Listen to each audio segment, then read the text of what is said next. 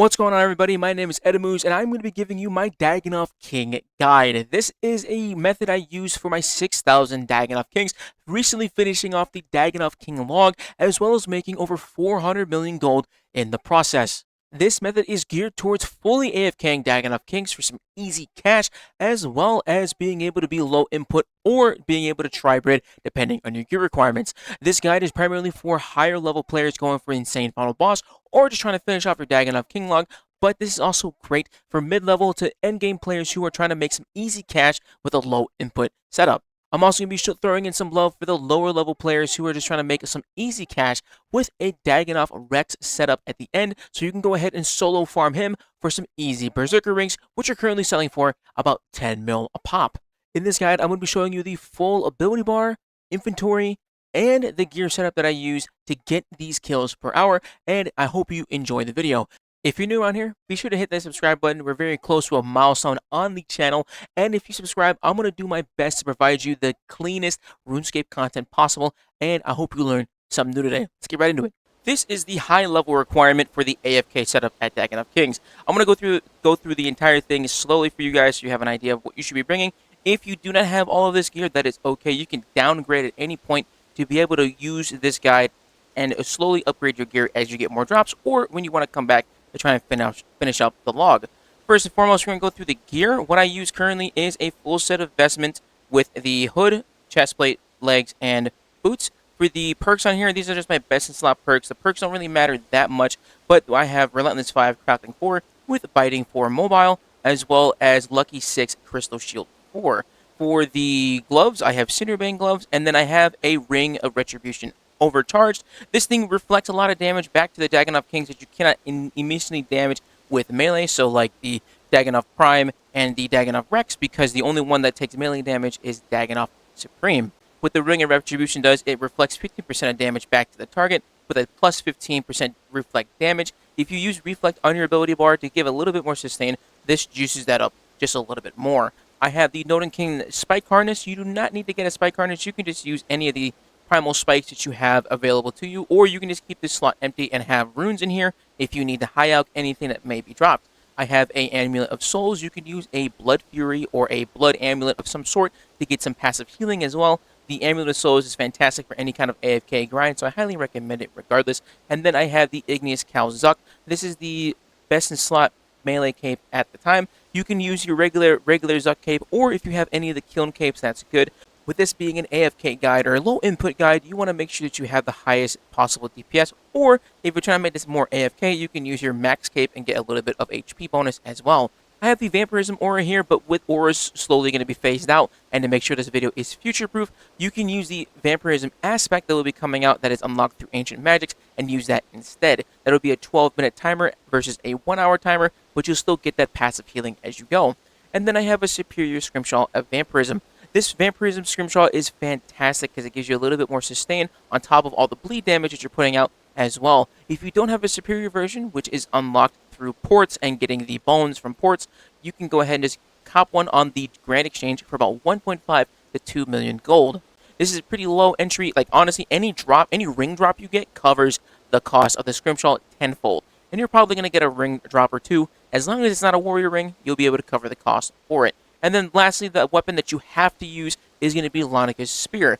And you want it mainly for the passive effect that it provides of plus 5% weapon damage and poison chance. The poison damage is essential for killing the mage and melee version of the Dagannoth Kings, Prime and Rex, because you are not going to be bringing in any other combat styles. Getting as much bleed damage on the other two Dagannoth Kings is going to be essential for you getting your kills in this hour. Again, if you do not have all of these items, you can definitely downgrade. I have tested this with Primal Armor, Masterwork Armor, as well as Tri-Bred Armors, and they all work pretty well. The Tri-Bred Armors are the weakest ones, but again, if you're Tri-Breeding, you can just go ahead and bring two other weapons that are similar tier to the Lanika's Spear. Going into the ability bar next, we have Meteor Strike in the front, followed by Berserk, Overpower, Chaos Roar. If you don't have Chaos Roar, that is perfectly fine. You can just slot Adaptive Strike up here instead. And then you have Dismember with the 2 additional casts of Slaughter and Massacre. That's where a lot of your healing and sustain is going to be coming from. Hurricane, Fury, Adaptive Strike, Rend, Sacrifice, Punish, Assault, Reflect, and Anticipate.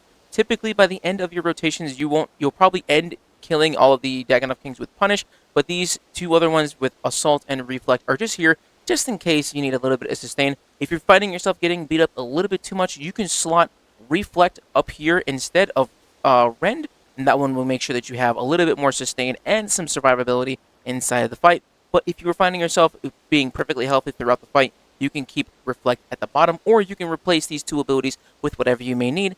Food, prayer, teleports, whatever works for you. Now with our inventory, what we bring is a Weapon Poison plus plus plus for that added weapon damage. Penance powders, you can probably use them at 30-minute intervals, or you can go for a full hour, gaining prayer points for 2.5% of the damage you take. Then I bring emergency sailfish on the side. I have a set of 4 overloads, which should last me the entire hour.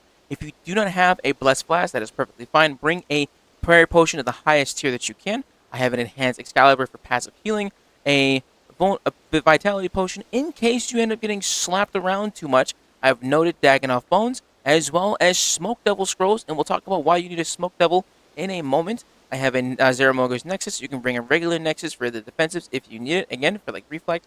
I have a Spring Cleaner to break down any alchemos that may come in. These drop low-tier alchemos like Mithril and Adamantine. You can just go ahead and get rid of those with the Spring Cleaner. I have a Ancient Elven Ritual Shard for some passive healing. And then I have Quorum Incense Sticks, which is for increased weapon poison damage. As you can see, we are stacking as much weapon poison as possible to get all that passive damage out of the way. We also have some magic notepaper for noting any drops that may be coming in. If you do not have the Archaeology Relic of Death Note, guaranteed all bone drops and ashes are noted, as well as an upgraded Bone Crusher, you will not be able to automatically pick up all of your Dagannoth bones. So the magic notepaper is going to be your best chance to get as much of the bone drops as you can, and these are probably one of your biggest consistent money makers for this guide in general. In addition, you're going to need the best tier cannon that you have, a Dwarven Siege Cannon. You can unlock the Dwarven Siege Cannon from the Artisan's Workshop inside of Falador, and then you can get yourself a Dwarven Cannon. If you have a regular cannon, that is going to work perfectly fine as well. No need to go overboard with it, but it is a great weapon and tool to have when you're doing these AFK grinds, as well as working on Slayer. I use the Meteorite Cannonballs for the 150% damage increase from 100% from the basic cannonballs, and then from Invention I use Potion Reservoir Potions. What these do is when you have a overload inside of them, what will happen is you drink it and it will automatically proc overload for the entire duration. That is 24 minutes for 2 overloads, which will last you almost a full hour. Your very last 6 minutes will end up having to come, 12 minutes will end up coming from just drinking the last 2 doses, or you can go ahead and just bring extra overloads if you plan to do an extended strip. For the prayers that I use Soul Split, as well as for the prayers, I only use Soul Split because the prayer drain from using any of these damage boosting prayers is too great, and you end up not being able to sustain that prayer and keeping your prayer up at all times. If Soul Split drops at any point, you do take a lot of damage and are not able to sustain yourself. Highly recommend just running Soul Split by itself, and you do not want to run Darkness because when you're dodging so many attacks, your Penance Powder is not getting the damage needed to maintain your prayer points. For my stats, I did these stats at level 99. You can start this at level 90 or less, depending on what you're working with the recent upgrade of stats going to 120 scaling for the melee and range and magic skills. You do not need these to go all the way up to 190. You do not need your stats going up to 120 to be able to get the most out of this build. I think if you end up running with 99, you should be perfectly fine, or anything around 90 should be perfectly fine as well. If you are not trying to do the AFK grind, you can go ahead and start this at level 70, and that will get you perfectly through all of the boss content as well, as long as you bring the appropriate weapons and armor for that. But with this being a higher tier guide, I highly recommend just going with what I'm showing you, because this is what I know is tried and true. Now that you have your full setup, you are ready to go to Dagannoth Kings. The best way to get there is through the Wars Teleport in Wars Retreat. Don't be afraid though if you have not gotten a kill. You can go over to the Grand Exchange and pick yourself up a Dagannoth Kings Teleport, and this will take you straight to the entrance as well. You will teleport you back by these little spots right behind here. Then you're going to climb down the ladder. You're going to head west towards this little rock mound. You'll climb over the rock mound. You might get attacked by a few Dagannoth in the room. That is okay. They will not kill you. And then you are safe behind the rocks, and you can make your instance. Right before you climb down, be sure to make a private instance as well. The public instance will not give you the fastest spawns, and you want to make sure that you end up setting the spawn speed to the fastest. Once you have started your instance, what you're going to do here is summon your water familiar. put your scrolls inside of your familiar. Place your cannon right down here in the center. A few paces east and then one north. And then you'll start attacking. Make sure to throw your prayers on. Throw on your overload. Overcharge your sticks. Use weapon poison. And you'll begin damaging them. Now, because of the way that the build is set up, you're going to end up getting a lot of weapon poison on here. And every single time you throw a bleed on your target, that is an additional chance of getting a proc on your bleeds.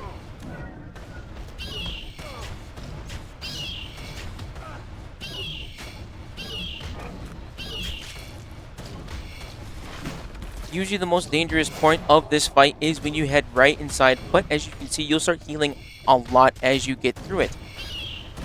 And then from here, you are pretty much set up. A lot of the times where you get a lot of your sustain and your healing from is when Dagannoth Supreme is spawned, because now you're going to deal melee damage to him, and that is great for your Vampires and Scrimshaw. You get all of that extra healing. And as soon as you get all of that up, you are good to go. Make sure to have your penance powder turned on and scattered, that way you get that passive prayer, and there you go. As well as when you get your first kill, if this was your first kill coming into the trip, you can go back to Wars and then reattune your portal back to the Dagannoth Kings. That way you have a closer teleport and it takes you straight to the ladder where you were before. The reason why you want to bring a Water Fiend familiar is because it is one of the only familiars that attacks with magic damage, and because you are trying to deal damage of all types. The cannon is for range damage to hit Dagannoth Prime, and then for Dagannoth Rex you need magic damage. For magic damage, that is where the familiar comes in, because the auto attacks that the familiar fires are magic attacks, so it helps you kill Dagannoth Rex a lot faster than if you're just going with poison. Helps a little bit more. The poison will do most of the damage, and from using Dismember multiple times with all the bleeds, you get a lot more chances of getting the poison procs, which is mostly what you're looking for. With the juiced up weapon poison, the Quorum Sticks, and Leonica Spear, you're dealing a lot of poison damage, almost 1.1k to 1.3k damage ticks, which is pretty decent. And with the chance of getting a Dagannoth ring, with an Archer's ring being about 9.5 mil, or getting a Seer's ring, which is around 17 to 14 mil, you're going to be getting a wide range of cash as you go ahead and farm these bad boys out. And now let me show you how, if you are trying to only do a low level attempt at this and do a solo kill at Dagannoth Rex, I'm going to give you an example of how you can do the Dagannoth Rex lore. If you are lower leveled and you are unable to kill all the Dagannoth Kings, do not worry. I'm going to show you how to lure Dagannoth Rex, the melee Dagannoth, to make sure you get a few kills here. I did this on my Iron Man with tier 50 gear, and it was relatively simple. And the most important part here to do this completely safe is to get the lore for Dagannoth Rex down. So you can see he spawns here in the center away from the other Dagannoths, and the problem is here you want to make sure that he's isolated away from the other ones like he is now. You're going to come out, attack him. I'm going to run to this corner here, and then the goal is you to get to this square here. Might take a good old punch in the noggin, and then once you're in this corner, take one more step back, and then now he is lured. Then you can just pummel him to death, and you are perfectly safe to get a nice Dagannoth Rex farm going. This is my total Dagannoth Kings loot. I camped Dagannoth Kings and Rex Matriarchs for a very long time, trying to make as much money as I could AFK, and oh my god, has it paid off. I got myself 2 Warrior Rings, 12 Seers Rings, 4 Berserkers Rings, 12 Range Archers Rings, and 5,100 Dagannoth Bones. Over the course of about like 4 months, playing about an hour or 2 a day AFK, using a poison build, I was able to get all of that. In addition to that, I also picked up some of the weird loot that you got from there. I didn't pick up all of it, picked up some of it, what I can remember. So I also picked up a grand total of 19 Dragon Hatchets, 4 Mud Staffs that I remember to pick up, and 4 Circles. Pretty cool. Also, translation of Circle is Mage Killer, so that was pretty neat. But in addition to that, ladies and gentlemen, we're going to be knocking out the Dagannoth King log. There is the Rex Hatchling and the Dagannoth Supreme Hatchling. Ladies and gentlemen, that is long live the Kings completed, dude. And that is most of my loot from my 6,000 kills at Dagannoth Kings. I did about 800 of these before I started doing this method entirely, and overall, I think it's a very solid method. Obviously, if I can do it for 5,000 kills, I'm sure it's gonna work out for you as well. I did it before the huge combat changes, and now I have done it a little bit after the combat changes, just to make sure to test and make sure it works for you guys. I hope you learned something new today. Hope you get some ring drops. And if this video helped you, be sure to subscribe, leave a like. Helps other people find this video, helps other people make a little bit of cash as well. And thank you so much for watching. Comment down below what you're grinding and how many rings did you unexpectedly get. I didn't expect to get that archer's ring earlier. That's all I got for you today. I'll catch you later. Bye!